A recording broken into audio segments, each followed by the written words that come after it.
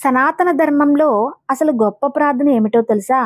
ఈశ్వరుని పట్ల కృతజ్ఞుడై నీ వైభవము తెలియని వాని యందు నీ కృప ప్రసరించి నీ వైభవము వాడు గుర్తించినట్లుగా జరుగుగాక.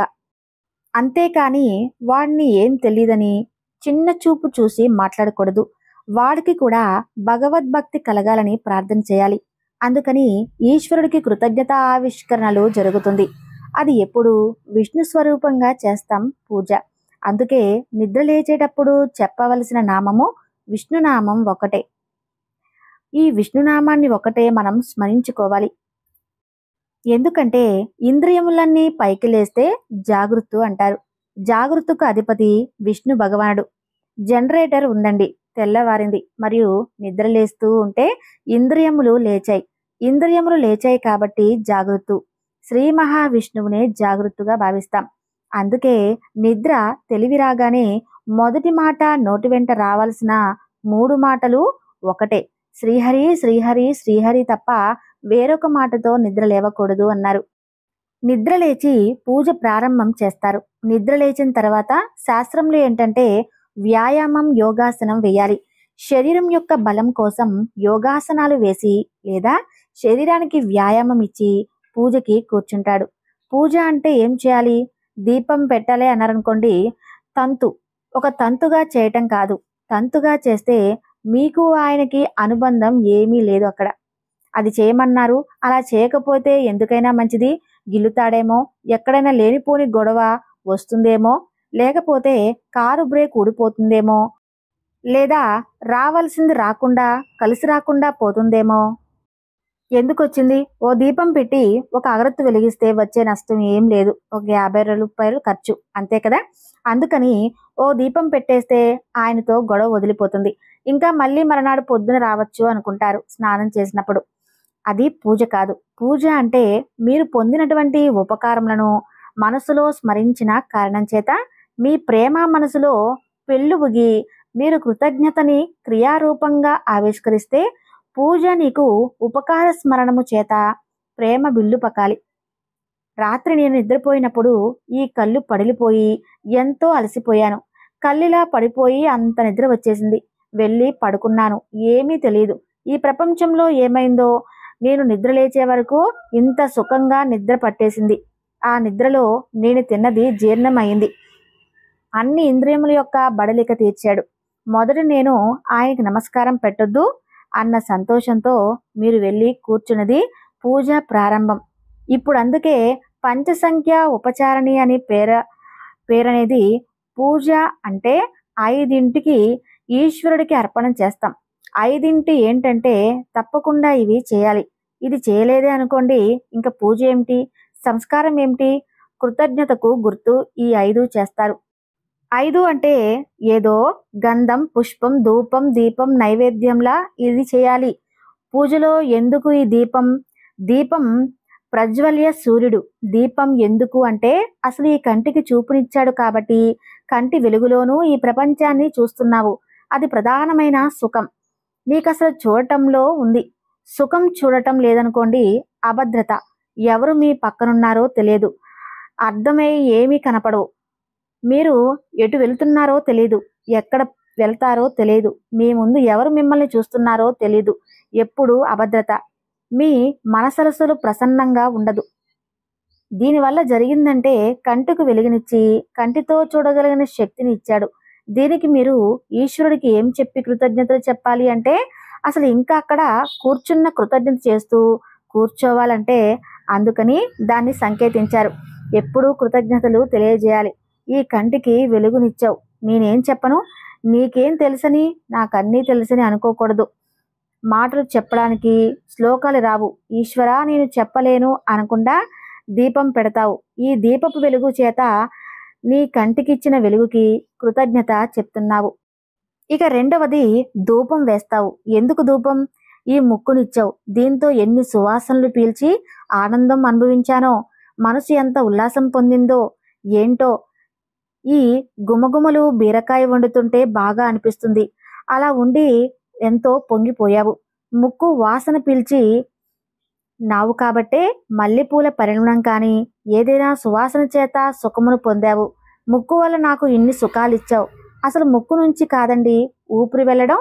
కాబట్టి ఈశ్వర, నీకు నేను దానికి ప్రతి ఉపకారమని కాదు, కృతజ్ఞతావిష్కరముగా ఇదొక ధూపం వేస్తున్నావు.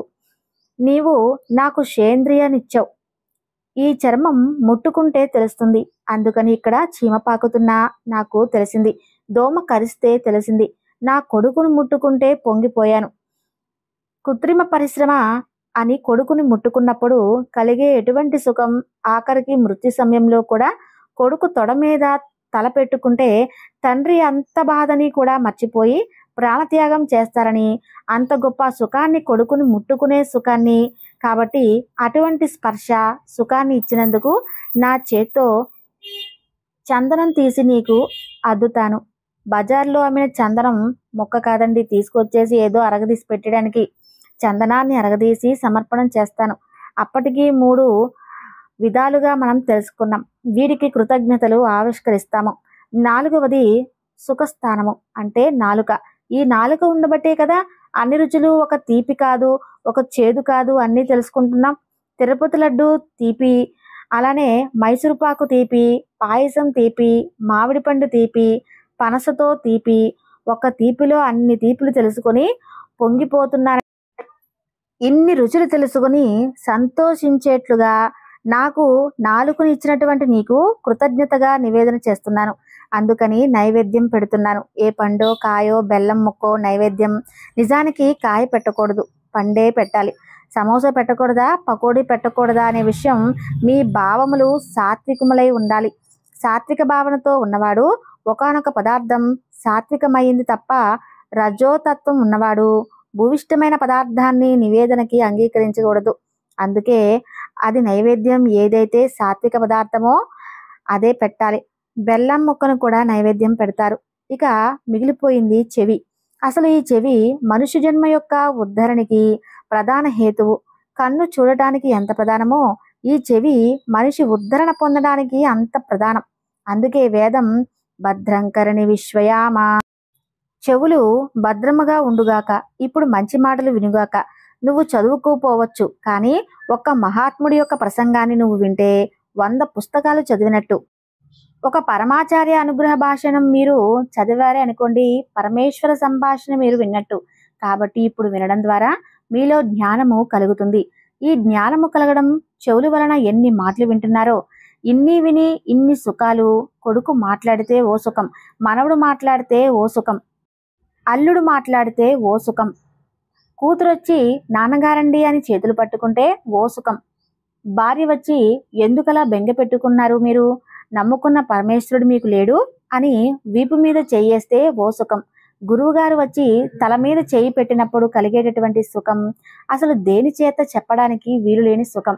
ఇన్ని సుఖాలన్నీ కూడా నువ్వు ఆ మాటల వలన, శిశువు వలన ద్వారా పొందుతున్న ఇన్ని సుఖములను నువ్వు చెవుల వలన పొంది జ్ఞానాన్ని పొందుతున్నావు కనుక 108 నామములో 1000 నామములో చెప్పి పువ్వులతో పూజ చేస్తారు.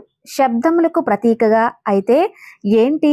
దీపం అంటే వెలుతురు, బెల్లం ముక్క అంటే నాలుక, నాలుకకి బెల్లంకి సంబంధం ఉంది, ధూపానికి ముక్కుకి సంబంధం, ఏదో చందనానికి చర్మానికి సంబంధం, శబ్దానికి పువ్వుకి సంబంధం ఏమిటి? మరి చెవికి కృతజ్ఞతగా శబ్దం, కృతజ్ఞతగా పువ్వు ఆడడం ఏమిటి? తప్పు కదా. అంటే పువ్వుల కొరకే తుమ్ముదులు జంకారం చేస్తాయి. ఈ జంకారములు ఇంకా ఎవరి కొరకు కాదు, కేవలం పువ్వుల కోసమే జంకారం చేస్తూ వస్తాయి. వచ్చి పువ్వు మీద వాలి వాళ్ళు వాళ్ళంతసేపు నిశ్శబ్దమైపోతాయి. మళ్ళీ ఆ తేనె గ్రహించి మళ్ళీ జంకారం చేస్తూ వెళ్ళిపోతాయి. ఎవరి కొరకు జంకారములో?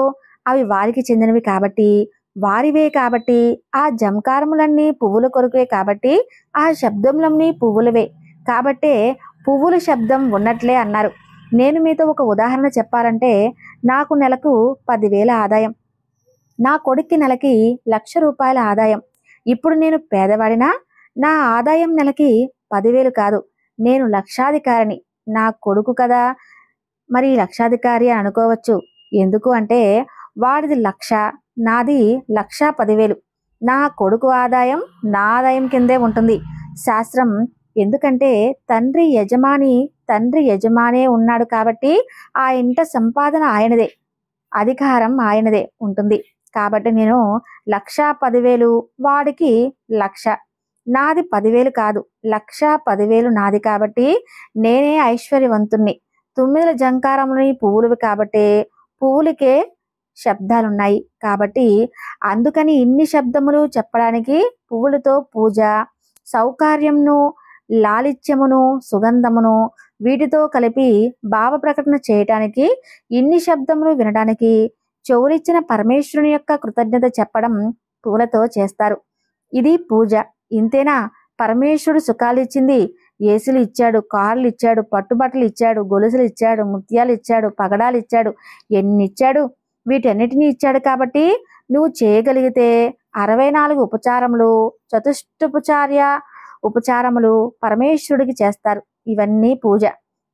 ఇప్పుడు ఈ పూజ తంతు కొరకు కాదు, ఆయన లేక కాదు, ఆయన సృష్టిలోనివే ఆయనకి ఇస్తున్నాడు. కానీ నీ మనసు యొక్క భావన ప్రధానమై ఉంటుంది. ఈ భావన చేత పూజ పరిపుష్టమవుతుంది. ఈ భావన లేదు, పదార్థం ఒకటే ఉంది, మీరు వాడుతున్నారు, అది పూజగా ఈశ్వరుడు స్వీకరించారు. ఈశ్వరుడికి స్వీకరిస్తాడంటే నీ మనసు ఎక్కడ పెట్టి ఉన్నావా? అందుకు పత్రం, పుష్పం, ఫలం, తోయం యొమే భక్ష పేక్షతి నీవో భక్తితో. అంటే మనసుతో నాకు అక్కడ పెడుతున్నావా? మనసుతో అన్నప్పుడు నీకు నాకు ఉన్న అనుబంధము నీ స్మరణయందు నిలబడి ఉన్నదా? అలా నిలబడితే పరమేశ్వరుని పట్ల భక్తి పాశములు పడ్డాయని గుర్తులేదు, తంతుగా చేస్తున్నాడు అని గుర్తు. దీని కొరకు శాస్త్రంలో ఈశ్వరుడికి మనకి ఉన్న అనుబంధాన్ని తెలుసుకోమన్నారు. బానే ఉందండి, ఇవన్నీ చెప్పారు. ఈ పూజ చేస్తే ఏమవుతుంది? మాకు కృతజ్ఞత చెప్పాం, బానే ఉంది. ఇలా పూజ చేసి కృతజ్ఞత చెప్తే దానివల్ల ఏమిటి ప్రయోజనం? మీరు కొంచెం జాగ్రత్తగా గమనించండి. మీతో నేను ఒక మాట చెప్తాను. నేను చూడకూడదేదో కనపడింది అనుకోండి, అలా చూడకు అని నేను అన్నానే అనుకోండి. ఒకరోజు నేను ఎందుకో టీవీ చూస్తున్నాను, టీవీ చూస్తూ ఎందుకో ఛానల్ మార్చబోయాను. మార్చకపోతే అందులో ఒక పెద్ద పెనం మీద ఒక కప్ప గిలగిలా గిలగిలా కొట్టుకుంటూ ఉంది. దాన్ని ఆ కప్ప కొట్టుకోవడాన్ని చూసి ఆశ్చర్యపోయాను. ఎందుకంటే కప్పని నూనెలో వేపుతున్నారనమాట. అది చూడలేక ఒళ్ళంతా ఉడికిపోయినట్లు అనిపించింది నాకు. ఆ కప్ప ఉడుకుతుంటే నేను ఉడికినట్టు అనిపించింది. చేత్తో పట్టుకున్నది వణికిపోయిందనమాట. ఆ కప్ప బాధకు నేను తట్టుకోలేకపోయాను. నేను ఉత్తర క్షణంలో ఏం చేశానంటే అసలు చూడక రిమోట్ వంక చూస్తూ ఆ ఛానల్ని మార్చేశానమాట. అంటే మనకి సాత్విక గుణం ఉన్నవారికి ఇలాంటివి చూస్తే విపరీతమైన బాధ కలుగుతుంది. ఛానల్ మార్చేసే కాబట్టి సరిపోయింది, లేకపోతే అదొక రకమైన భావోద్వేగానికి గురవుతాం. కన్ను మూసేసుకోవాలనిపించేసింది అనమాట. వెంటనే మీకు ఏదో భయహేతువో లేదా ఏదో చూస్తే మీరు పాడైపోతారని అనుకుంటున్నారో అది చూడడం నుంచి మీరు తెగిపోవచ్చు, మీరు విడిపోవచ్చు. కన్ను మూసేశారే అనుకోండి, అది జరుగుతున్నా నాకు తెలియదు, చూడను, నాకు ఇష్టం లేనిది ఏది వినపడుతుంది అనుకోండి, అది వింటే నేను పాడవుతాను, అది నేను వినకూడదు. తప్పు అన్నాక అది చూడకూడదు, నా చెవులు మూసేసుకున్నాను అనుకోండి, సరిపోతుంది. నేను విడిపోతాను, నాకు తగలకుండా దూరంగా వెళ్ళిపోతాను అనుకోండి, నాకు ఇష్టం లేనిది నన్ను తగదు, నాకు తగలదు అని అన్నారే అనుకోండి, అది తగులుతుంది. నేను ఇంకోటి ముట్టుకోను, ఎందుకు ముట్టుకోను అంటే అది నాకు చెడు అని తెలిసినా కూడా ముట్టుకున్నానే అనుకోండి, అది మన దగ్గరికి వచ్చి మనల్ని బాధ పెడుతుంది. చెవులు మూసుకున్నట్లు మనసుని మనం కంట్రోల్లో ఉంచుకోవచ్చు. మీ మనసుని కంట్రోల్లో ఉంచుకుంటే అసలు ఏమీ అక్కరలేదు, ఈ ప్రవచనాలు అక్కరలేదు. ప్రతివాడు మహాత్ముడే. మనస్సుకున్న పెద్ద బలహీనత ఏంటంటే నిషిద్ధ కర్మయందు అనురక్తి. ఏది మీరు వద్దంటారో అదే చేయడానికి నువ్వు నిద్ర లేవగానే కోతుని గుర్తు తెచ్చుకోవద్దు అని నేను అన్నానే అనుకోండి, అది నిద్రలేస్తూ శ్రీహరి శ్రీహరి శ్రీహరి అన్నామని అనుకోండి, అది గుర్తురాదు. నిద్ర లేచేటప్పుడు కోతి గుర్తు తెచ్చుకోవద్దా అన్నాను కదా, అమ్మ బాబోయ్, ఆ కోతి గుర్తు తెచ్చుకోవటం, దాని తోక, దాని మొహం, అసలు ఏంటి గుర్తులేంటి అని చెప్పేసి మనకి యాదృచ్ఛికంగా అవి కనిపిస్తూ ఉంటాయన్నమాట. మనుష్యునికి సహజమైన ప్రవృత్తి, దానివల్ల నువ్వు పాడైపోతావు, దాని వైపుకు దృష్టి లాగుతుంది, మనసటే వెళుతుంది. అది చేయకు, అది చేయడానికి ఇష్టపడుతుంది. ఇప్పుడు అంత బలమైనది మనసుకుంది. మనసుకు ఏనుగుతో పోలుస్తారు. ఏనుగు ఎంత అరాచకమైన చేస్తూ ఉంటుందంటే చెట్టు కమ్ములు విరిచేస్తుంది, పువ్వులు విరిచేస్తుంది, కాళ్ళతో తొక్కేస్తుంది, తన శరీరంతో తోసేస్తుంది, తొండంతో విసిరి పారేస్తుంది. దంతాలతో దాని శరీరమంతా కూడా కలిపి ఒక బలసంఘాతం అది ఏమైనా చేస్తుందన్నమాట. అదే ఏనుగు మీకు మచ్చికైపోయిందనుకోండి, అది ఆ మామిడి ఆకుల్ని తెచ్చి మనకిస్తుంది. కాళ్ళ దగ్గర అడ్డు పెట్టి కూర్చుంటుంది, అంటే మనం పైకి ఎక్కడానికి. దేవాలయ దగ్గర చూడండి, మనం దేవాలయాల దగ్గర చూస్తుంటాం, అంకుశం అడ్డు పెట్టి కూర్చుంటాడు. మామిడి తాటతో అది దాటకుండా ఏం చేస్తుంటే, కదలకుండా ఉండలేక మీరు ఎప్పుడైనా చూడండి, దేవాలయాలకు వెళ్ళినప్పుడు చూడండి, అది ఏం చేస్తుందంటే వెనక కాలు ముందుకు తెచ్చి, వెనక్కి తెచ్చిన కాలు ముందుకు వేసి, వెనక్కి వేసి వెనక కాలు కలుపుతుందన్నమాట.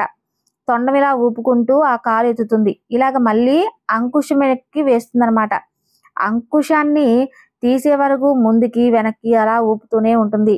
ఎందుకలా కట్టుబడిపోయింది? మావటికి మచ్చికైపోయింది. ఒక దేవదారు దొంగని ఎత్తి పట్టుకెళ్ళి అక్కడ పెట్టుకున్నాం అనుకోండి, తొండంతో జాగ్రత్తగా దేవదారు దొంగని పట్టుకొని వెళ్ళి అక్కడ పెడుతుంది. అంటే అది మన మాట విని మనకు వశమైపోయింది. పరమేశ్వరమూర్తిని కుంభస్థలం మీద పెట్టుకొని నడుస్తుంది. ఇంతమంది మనుషుల మధ్యలో, ఇన్ని మంగళ వాయిద్యాల మధ్యలో నువ్వు పరమేశ్వరుడికి ముందు నడుస్తూ వెళ్ళాలి. మెల్లగా నడుస్తూ వెళ్తుంది. తనని కట్టేసి ఎటువంటి కొయ్య దగ్గరికి వెళ్ళి ఉంచరు. గొలుసు దాన్ని ఎత్తి మాటకిచ్చి కాలు అడ్డు పెడుతుంది. అంటే మావిడికి ముందే కాలు పెట్టిస్తుందన్నమాట. తీసుకో అని చెప్పేసి తన తాడును కూడా ఇచ్చి మావటికి ఇస్తుంది. అర్చకుడు ఎక్కడానికి వీలుగా అది కాలు చాపుతుంది. చాపి చెవి వంచుతుంది. చెవి పట్టుకొని ఆ కాలి యొక్క సంధి భాగంలో తన కాలు మోపి దూకి పైకెక్కి కూర్చుంటాడు. తనను ఎక్కడానికి తానే మార్గం ఇస్తుంది. ఒక్కసారి మచ్చికైన ఏనుగు సమస్త ప్రయోజనం మచ్చిక కాని ఏనుగు ఎంత ఉపద్రవమైనా తెలుస్తుంది. మనసు మచ్చిక అయిందా ఎంత గొప్ప స్థితికైనా తీసుకువెళ్తుంది. మనసు మచ్చిక కాలేదా ఎంత ప్రమాదానికైనా. మనసు ఏనుగులా దాన్ని మచ్చిక చెయ్యాలి. దాన్ని మచ్చిక చేసుకోవటానికి ఒకే ఒక మావిటి ఎవరో తెలుసా? పరమేశ్వరుడు. దాని ఎందుకు ఉత్తమ భావన ఎలా ప్రవేశిస్తాయో అలా ఏనుగు లొంగినట్లుగా మనసు లొంగి పోవాలంటే పూజ వలన లొంగదీస్తే అది మనకు లొంగుతుంది.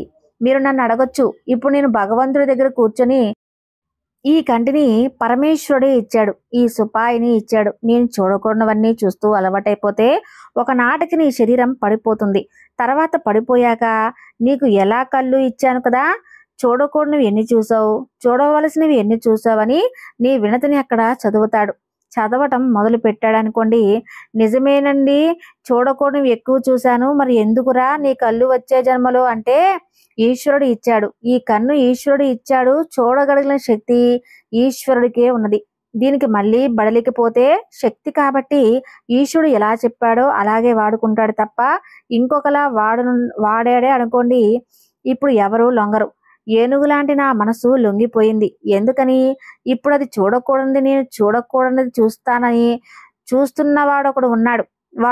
వాడి పూజా మందిరంలోనే లేడు, అంతటా ఉన్నాడు. వాడు చూస్తున్నాడు.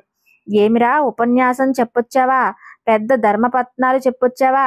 కూర్చుని నువ్వు చూసేది నువ్వు చూడొచ్చురా, చూడకూడదు చూస్తూ ఉన్నావు. రేపొద్దున నేను పూజా మందిరంలోకి వెళ్ళి కూర్చుంటే ఏవిరా నేను రాత్రి ఏం చూసావు? ఎవరూ చూడలేదు అనుకొని తప్పుడు చూపు చూసావా లేదా నువ్వు అని నన్ను అడిగితే వెంటనే వద్దు బాబోయ్, పరమేశ్వరుడు జవాబు చెప్పాలని ఎందుకు వచ్చిన గొడవ? చూడడం ఎందుకు? ఏనుగు మచ్చికయింది, ఇప్పుడు మనసు మచ్చికయింది. ఈశ్వరుడి పూజ, ఈ పూజ అన్నది ప్రారంభం చేస్తే దాని యొక్క ప్రభావం భావనలన్నిటికీ కూడా పవిత్రం చేస్తుంది. భావనలన్నీ మనోజిత్తములు అన్ని భావనలు పవిత్రమైపోయాయి అనుకోండి, అసలు లోకంలో రెండు వెంటనే వెళ్ళిపోతాయి అన్నమాట. ఒకటి పోలీస్ స్టేషను, రెండు కోర్టు. ఈ రెండు కూడా వెళ్ళిపోతాయి. భావనలన్నీ పవిత్రమైపోయాయి అనుకోండి, అప్పుడు పోలీస్ స్టేషన్ ఎందుకు, కోర్టు ఎందుకు? ఈ రెండు ఉండవు లోకంలో. అంటే మనసులు పవిత్రం అవ్వాలి అంటే ఏకైక మార్గం ఏది అంటే భగవత్ పూజ. అందుకే పూజ లేకుండా ఉండటం శాస్త్రం అంగీకరించాలి. నీ మనసు అక్కడ చెలిమి అవుతుంది, అక్కడ లొంగుతుంది. మనసు భావములన్నీ పవిత్రమవుతాయి. ఇప్పుడు ఈ పూజ నువ్వు కేవలంగా బయట చేస్తూ వెళ్ళిపోవటం కాదు, ఒక తంతుగా విస్తరించుకుంటూ వెళ్ళిపోతూ ఉంటావు. ఇది ప్రారంభాన్ని జ్ఞాపకం చేసుకుంటూ ఉంటావు. నాకు చెవి ఈశ్వరుడు ఇచ్చాడు, అందుకు కాదు అన్ని పులేశాను. పొద్దున మరి ఈ చెవితో నేను వినకూడని వింటుంటే ఈశ్వరుడికి తెలియట్లా? వినకూడనివన్నీ వింటున్నావని ఈశ్వరుడికి తెలియదా? అవన్నీ వినేసి మళ్ళీ మరుసటి రోజు పూజ ప్రారంభిస్తే ఈశ్వరుడు ఊరుకుంటాడా? ఏం చూసావరా, ఏం విన్నావరా నిన్న అని అడగడా? ఎందుకొచ్చింది? అన్నీ సర్వంతర్యామి, మనం చేసేవన్నీ చూస్తాడు, వింటాడు అని తెలిస్తే మీలో మార్పు కలిగి అన్నీ మంచి కార్యాలే చేయడానికి ముందుకొస్తారు. అన్నీ మంచివే వినడానికి ముందుకొస్తారు. అసలు మీ జీవితాన్ని పరమేశ్వరుడితో అనుసంధానం చేయలేరు అనుకోండి, ఎప్పుడూ జ్ఞాపకం తెచ్చుకుంటూనే ఉండాలి అని మీరు అన్నారు అనుకోండి, అప్పుడు పూజా మందిరంలో చచ్చిపోవడం విరామ మార్గం లేకుండా అయిపోతుంది. అంటే ఎప్పుడు వెనక్కి తీస్తుండడమే కాదు, పైన పూలతో పూజ చేయగా చేయగా చేయగా పరమేశ్వరుడికి 8 పువ్వులతో పూజ లోపల ప్రారంభం కావాలి. ఇప్పుడు వచ్చాను నేను శీర్షిక దగ్గరికి. ఈ 8 పూల పూజకే అష్టపుష్ట పూజ అంట. ఈ 8 పువ్వులతో ఏ ఒక్క పువ్వైనా నీ జీవితంలో బయట చేసే పూజ వల్ల లోపల ఆ పువ్వుతో పూజ చేయటం అలవాటు పడితే దాని వలన వాడేమవుతాడంటే తరించిపోతాడు. అది నిరంతరమైన ప్రయత్నంగా మారిపోతుంది. దానికి బాహ్యంలో ఉన్న పువ్వులు అక్కర్లేదు, ఎదురుగుండా పరమేశ్వరమూర్తి అక్కర్లేదు. అది నీ స్వభావంగా మారిపోతుంది. ఈ స్వభావంగా మారడానికే పూలు వాడతారు. పూజలో ఎక్కువ పూలు భక్తులకు అవి ఎక్కువ వాడరు, పెట్టాలని లేదు, పూలే ఎక్కువ తెస్తారు. అసలు కోమల అని ఇంత మాల వేస్తారు. మనం మనసుతో మన యొక్క భావాలను ఈశ్వరునికి పంచుకుంటే చాలు. ఆయన మారేడు పత్రాన్ని స్వీకరించిన పువ్వులతో సమానమే అవుతుంది. కాబట్టి ఈశ్వర అనుగ్రహం పొందాలి అంటే ప్రతి ఒక్కరూ కూడా ఈ పంచేంద్రియాలను కూడా వినియోగిస్తున్నట్లు ఈశ్వరునికి కృతజ్ఞతగా భావించి తమ యొక్క తప్పును ఈశ్వరునికి పంచుకుంటూ ఒక స్నేహపూరితమైన భావంతో ఈశ్వరునితో మాట్లాడుతూ ఉండాలి. అదే పూజ.